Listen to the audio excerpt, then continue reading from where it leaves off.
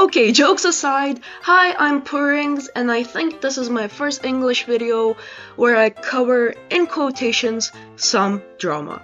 Even though I don't think calling AI art or the AI art discourse drama is right, because usually when there's art community drama, it's something petty as bullying beginner artists and commenting, "Are we in the original?" under their posts. So I don't want to call it drama, but I don't know what else to call it, so we're just gonna go with that. I've been hearing a lot of professional artists or artists that have been in the community for a long time defend AI.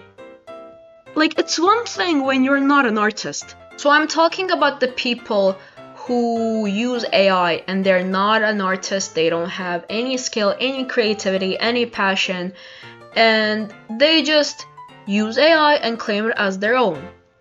And the worst thing is, no matter how you explain it to them, even if you explain the situation to them as if you're explaining it to a 2-year-old, they will still make up excuses. It's as if they don't want to learn. You cannot do much about them, so they are just gonna keep existing, I guess. Personally, I don't want to argue with someone that doesn't have the basic understanding of how ethics work and why AI art is bad. I just don't want to waste my energy on them.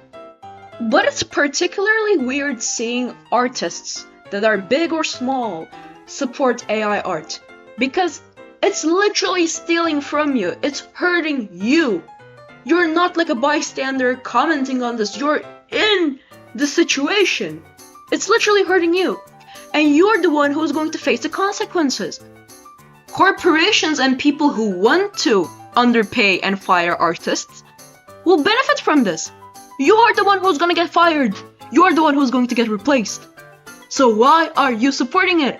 Especially it's weird when artists who make a living off selling Procreate brushes and making up art tutorials support AI.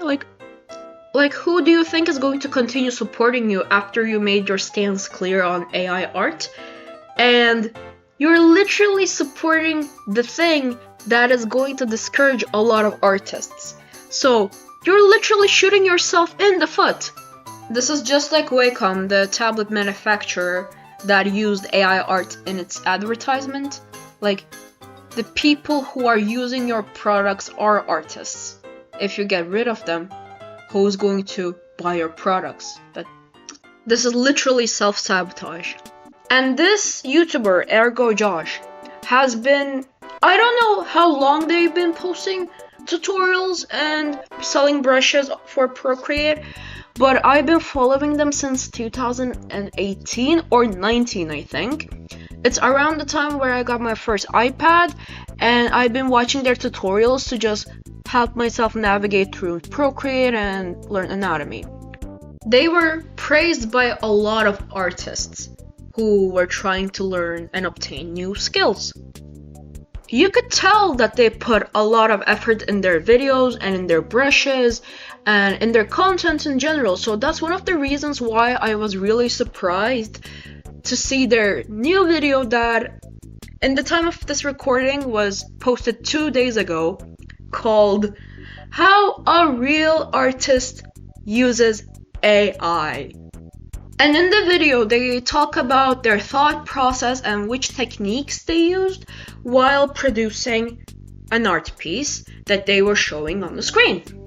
They start off the video by showing their sketch and talking about how they referenced a real-life picture and how they made up the pose, the thought process that they had while making the pose, basically explaining us what changed, what they were thinking while changing it, which is perfectly fine. A lot of artists recommend you to use references because it makes your process better. It makes you visualize the thing that you want to draw better. You can take inspiration from it. It makes you improve faster.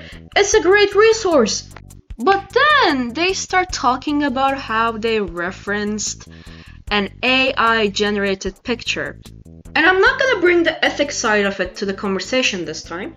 I'm gonna criticize something else. So they used the AI generated picture to reference the face. And the issue is, you can easily find face references on the internet. You're not using it as a reference for something that is rarely encountered in real life. So it's not like it was something hard to find on the internet. Also, even when referencing like real life pictures or photographs or drawings that are made by humans, you still have to be careful with the aspect that you're gonna reference. Because, for example, some people have styles where they exaggerate the limbs. And if you want to do something realistic, close to real life, if you reference that drawing, you're gonna be misled. Or let's say you want to reference a color palette.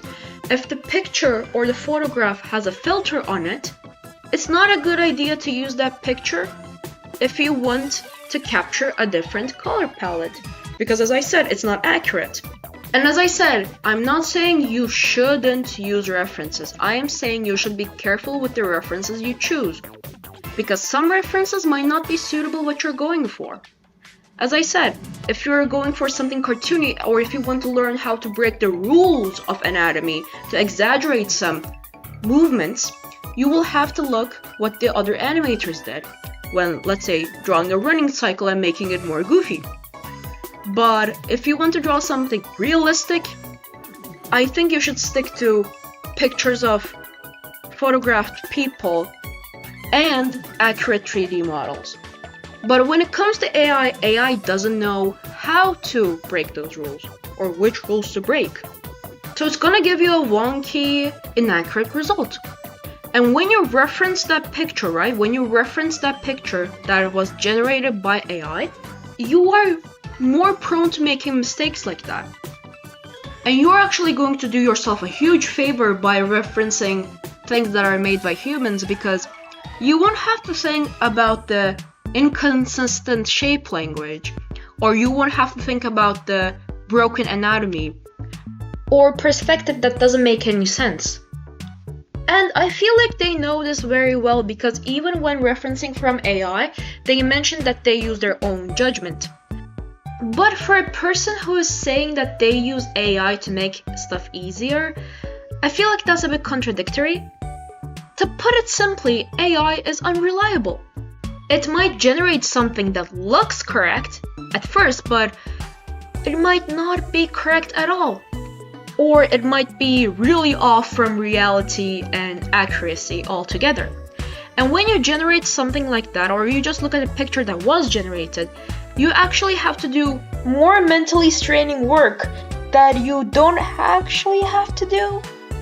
You will have to figure out what the AI did wrong, and you will have to figure out what you have to do to fix that mistake that the AI has done. You will not have this problem if you look at a picture, because it's already accurate. Also, I find it quite funny that this artist is known for drawing women in portraits. And there's nothing wrong with needing a reference, but you've been referencing real life pictures and making gorgeous art for years. Why do you suddenly need AI art? This doesn't add up. And then they talk about the hair, and they first sketch the hair out. They tell us that they have a faint idea of what they want to do, but they need some help. So they decide to generate AI flowy hair. They generate 4 images that are quite similar to each other, and then cut out the parts that they like and photobash them. And again, ethics aside, I will talk about why that is a bad idea. They talk about how they're still in control with the art piece, which I disagree actually. Let me give you an example. When we draw something with realism, we copy it. We just see it and copy it. But when we are not doing realism, let's say when we're doing more stylized work, in most cases, we try to tell a story. And that story doesn't have to be like a composition where people are actually doing something, or some objects are doing something, or it doesn't have to tell a story in a way that we think it does. It could be with character design. When I was designing this character, I took their backstory into consideration. They live near the sea. They mostly swim in the sea, so their hair is gonna be wet. But when they get out of the sea, because of salt water, even if their hair is dry, their hair is not gonna have a glowy, healthy look to it because salt water makes their hair stiff. And they don't have access to showers that much, so their hair is not gonna look healthy. So when I was drawing this pose, I could have drawn flowy hair too, but I didn't, because my every brush stroke had intention behind it. And with art, when we create something, the beauty of it is that we put our experiences in the piece too. How would I have known that my hair will stick to my body if I never showered or if I never got into a body of water? How would I know that my hair gets stiff after the sea because of salt water if I never swam in the sea? AI doesn't experience those things. It never took a swim in the sea. It never had to wash its hair because it was stiff and getting itchy. Basically, when I tell you that an art piece tells a story, it doesn't have to be like a drawing where people are doing something, or it doesn't have to tell a story in that way. This is still my story, this is still my experience, this is still the character's story that I'm showing with little details. So what does this have to do with the way that they have done hair? For example, you could have spelled out something with the hair. You could have made it go in shapes with the negative area of the hair, with the negative space.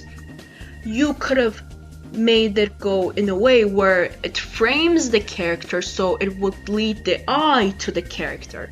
Another great example I can give is, let's try to draw a house. Let's draw a house and our focal point is the house. I have two drawings here. Which one does look better? This one, the fence leads the eye to the house, to the focal point. But in this one, it just cuts the picture in half. Yeah, they're both fences. It does tell the story by visuals. But do you see how a little detail could improve a drawing so much? And let's not fool ourselves here. That drawing that he has made, one of the big elements of that drawing is the hair. So he clearly missed out on a huge opportunity where he could have used the hair as something symbolic, or with storytelling, or even if he doesn't want to tell any kind of a story, he could have used it to frame the character.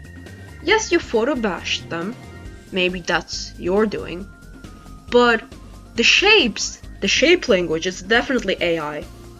And they also keep talking about how they added a couple of new strands to the hair, and how they added little details, and how they changed the line weight. And the thing is, when I first look at your drawing, I don't instantly pay attention to the little details. I pay attention to the big shapes and the big shape language that the drawing has.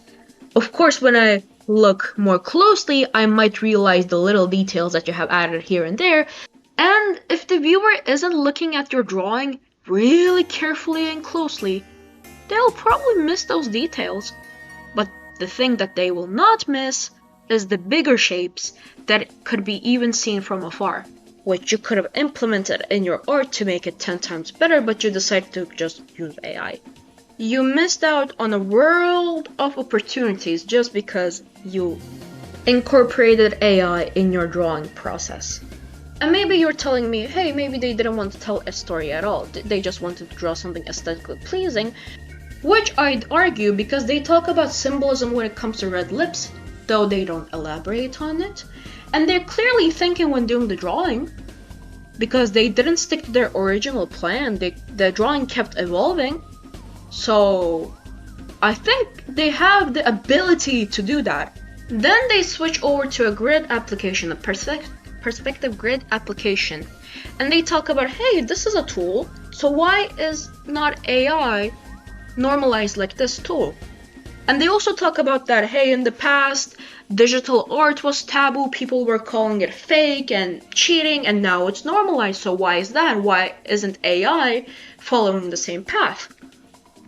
Which actually reminds me of another famous artist that is recently caught using AI, and they defended it in the same way with saying that, hey, digital art was taboo in the past, stamp brushes were taboo in the past, they weren't considered as real art, 3D models were considered cheating, so why is AI now such a big issue? And here's the main difference. The artist that is making the tool for you or for the community allows you to use that tool in your process. Some artists have some regulations set. For example, you cannot use it in a commercial way, which if the person who's providing you these tools are asking for simple things like credit, you should provide them that. Even some people who make reference images like Adora stock, sometimes they ask for credit, or they ask you to not trace over their photos. And this is just common courtesy. Just respect the creator's wishes. When you are purchasing or just downloading a brush for free, you have a written or unwritten agreement with the artist. The artist is letting you use their art and tools for your process. But when it comes to AI art, nobody is asking those artists if they're willing to give their art for the AI model to train on. AI just steals work from other artists and then spits out something. It is not the same with using tools that artists have provided for the community because nobody gave approval for their artwork to be used for AI. Again, the same thing applies to the grid application that they talked about. That grid application, that perspective grid application, was made by someone, and they put it on the internet for people and artists to use. But for a moment, I'd like to stop and talk about AI in general. The thing is, AI isn't inherently bad. AI can be used as a tool if it's used correctly. And not only in art. It could be used in science, medicine, history, almost everywhere. For example, let me give you an example from art since we're talking about it. You know the movie Spider-Verse? Almost every artist knows it, and we all adore it. It uses AI in the process. But hold on, so it steals from other artists? No, because the AI model that they use in Spider-Verse works like this. About the expression. Form lines, they described a thing like a nose. The effects team did this amazing thing where we had the character designer make a library of drawings. So that was something we could make rules for. This is the way that nose would look from this head angle to camera. And we made a whole bunch of poses that defined that. And the effects team would recreate those in 3D space with those rules of head angle to camera, and then let the machine learning program try and guess where those drawings would go, and a person would correct it every time it was wrong, making it therefore another rule. And little by little, we're teaching the computer to make drawings that we find redundant. So yes, AI could be used as a tool, and a big helpful one in fact, without exploiting any artists. But the AI tool that you're defending is exploiting artists. That's the issue. If you just give it and feed it your art and then create something with it, nobody would say anything. But the reason people are pressed is because you are exploiting other artists' work. They also keep talking about how AI is making art more accessible and how it's making your job faster, and how for some people who lack the critical thinking skills, it's gonna make their job easier to envision stuff. This doesn't mean we could just steal people's hard work. And it's especially weird for a person to say this when they're selling Procreate brushes, because then I have the argument of, hey, you are paywalling your brushes, the art should be accessible, meaning your brushes should be free and accessible, so why don't you give them away? I purchased brushes from you before. You have a set price from them that you're asking for, and you ask people to not distribute them, just not to give them away, right? Because this is your source of income. and you ask for the regulations that you have set to be followed. So why aren't people just spreading their brushes all across the internet? Because it's illegal. It isn't ethical. It isn't a nice thing to do. And I hate the argument of AI is just making things more accessible. Art doesn't have to look in a certain way. It doesn't have to look in a certain way where most people think it's appealing. You could just take mud, right? Just go outside, put your finger in the dirt, and draw on the wall. That's still considered art if you try to tell a story or just express your emotions. Yeah, it doesn't look like most art, but it's still art. So how come art isn't accessible? How is it not accessible? When you could just go outside and just finger paint the wall with dirt and you can still call it art. Another argument that people make. Hey, maybe this person is disabled. It's gonna make their job easier. There are millions of artists that started drawing after they became paralyzed, and they made amazing art pieces. Being paralyzed doesn't stop creativity. And I'm not saying that the process was easy. They had their hardships, but they overcame them. And that's one part of art too. Art isn't just about the finished product, it's about the journey. And most people who make this argument, they think that art should always look in a certain way, and they only think that art is valuable and good if it's above a certain standard, which is wrong. Nobody can come up to me and tell me that Mob Psycho, for example, is a bad series. One part being that I love Mob Psycho and I'm clearly biased.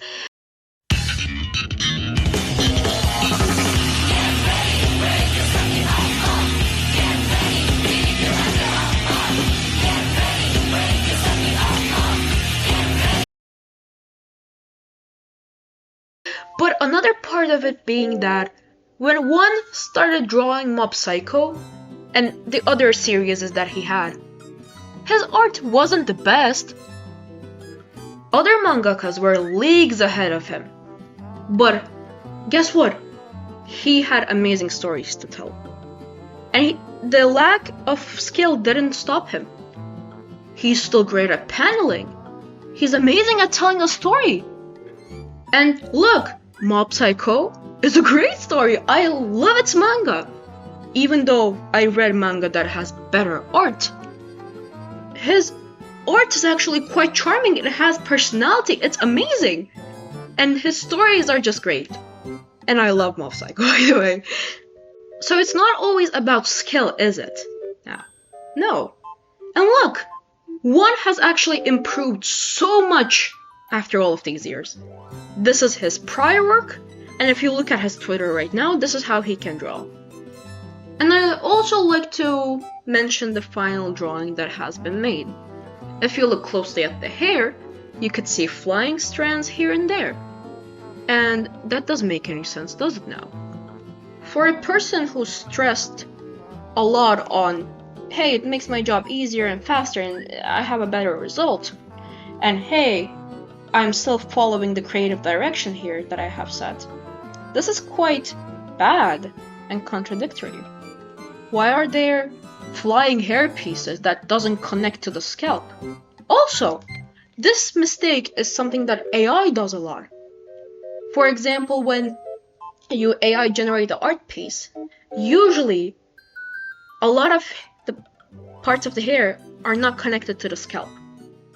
So there's also this thing where the part that is connected to the scalp is less dense than the part that we can actually see. And we can actually see that happening with his art too. The part which is connected to the scalp is less dense than the rest of the hair. And maybe he was going for a look where the hair pieces are flying all around and they're disconnected from the head, which he didn't mention. He did not mention that.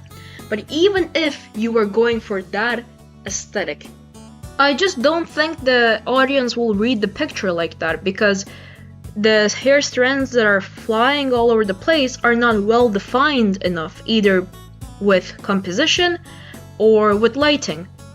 So when I look at the picture, I cannot figure out if it's something that is done on purpose to give the feel that the hair is disconnected from the scalp and is just flying around, or if it's just a mistake that AI usually does, and you just traced that because you were referencing AI.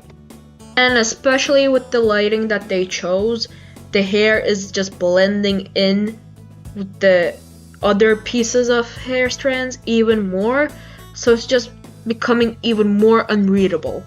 And since we're talking about the lighting, he tried to make the character the focal point by using light, but here's another issue.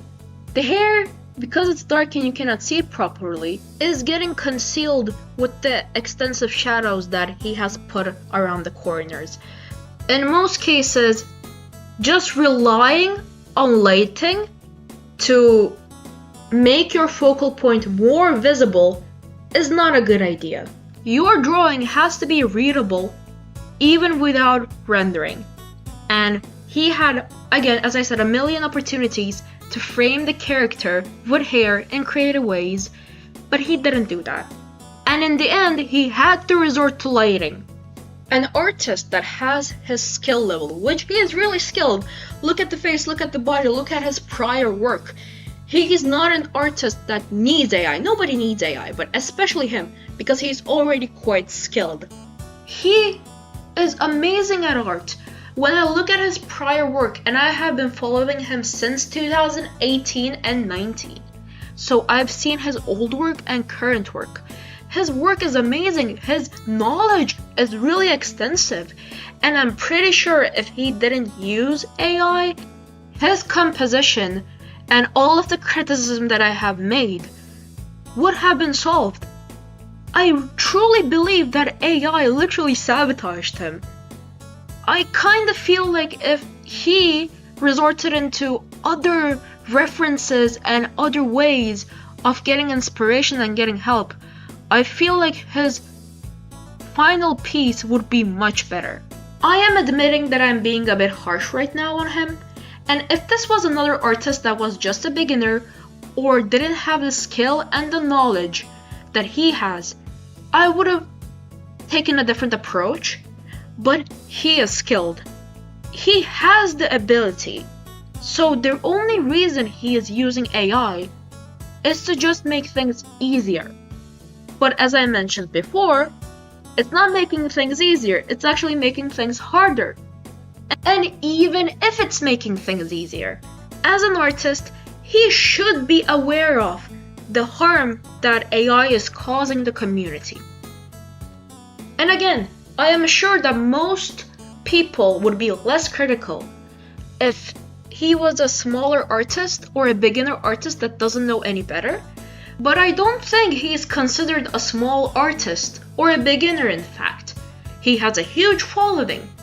And for a person who does art content, he should be aware of the unethical side of AI, not just the practicality side of it. Yes, it might be making your job easier, but as I mentioned before, it's stealing off other people's hard work. As I said before, AI art is only benefiting people who want to get rid of artists.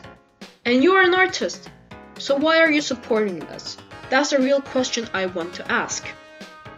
So I feel like I explained the situation and myself pretty clearly, and I don't think I have anything else to add for this moment at least. And I don't want to keep talking and make this video longer and head into a darker direction, because we all know that AI art is bad. A lot of people have talked about this a million times before. Also, please do not harass anybody who's mentioned in this video. This is meant for criticism purposes only. I'm not trying to attack one particular artist. That's not my intention. My intention is to criticize respectfully, if that makes any sense. But yeah, if you guys want to discuss this topic further, my comment section is open. and I barely have any subscribers, so I'll probably manage to answer all of them. So feel free.